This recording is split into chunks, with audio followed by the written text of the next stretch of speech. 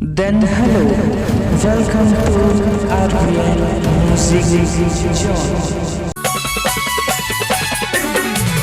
रानी लिख ले पताओ मोर नावला, रानी लिख ले पताओ मोर नावला। तैं पूछत हवस मोर गावला, तैं पूछत हवस थनौद गावला।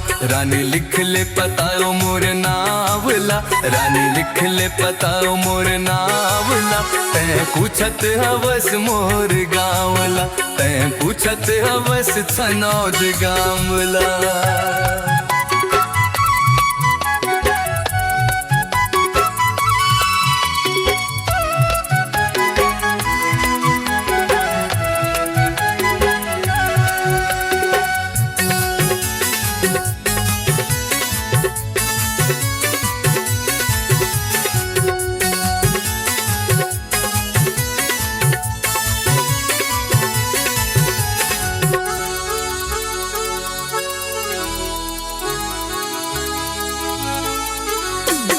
अभनपुर ले आरंग रोड मा थनोद हाबे मोर बस्ती हा। अभनपुर ले आरंग रोड मा थनोद हाबे मोर बस्ती हा।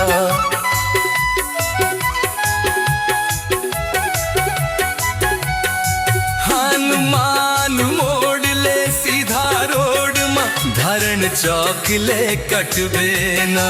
हनुमान मोड़ ले सीधा रोड मा धरण चौक ले कटबे ना।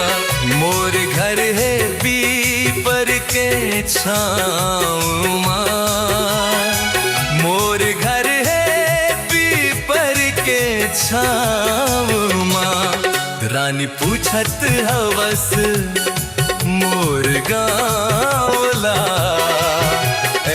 पूछत हवस थनौद गावला।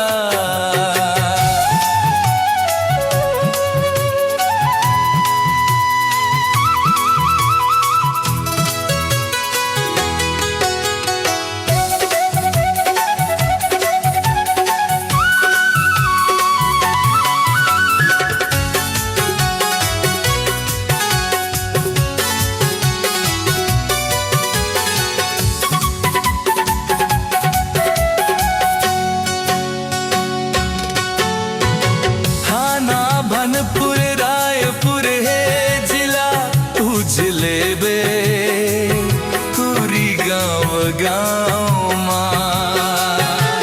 छत्तीसगढ़िया में हर गवैया गाना गवई मोर कामना।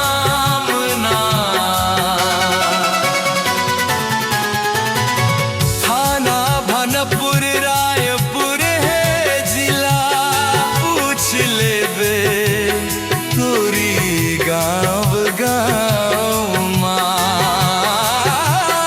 छत्तीसगढ़िया में हर गवैया गाना गवई मोर गावना। पूछ ले बे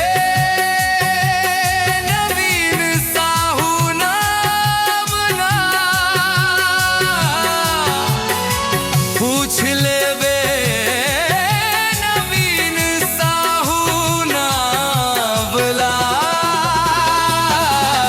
रानी पूछत हवस मोर गावला, रानी पूछत हवस थनौद गावला।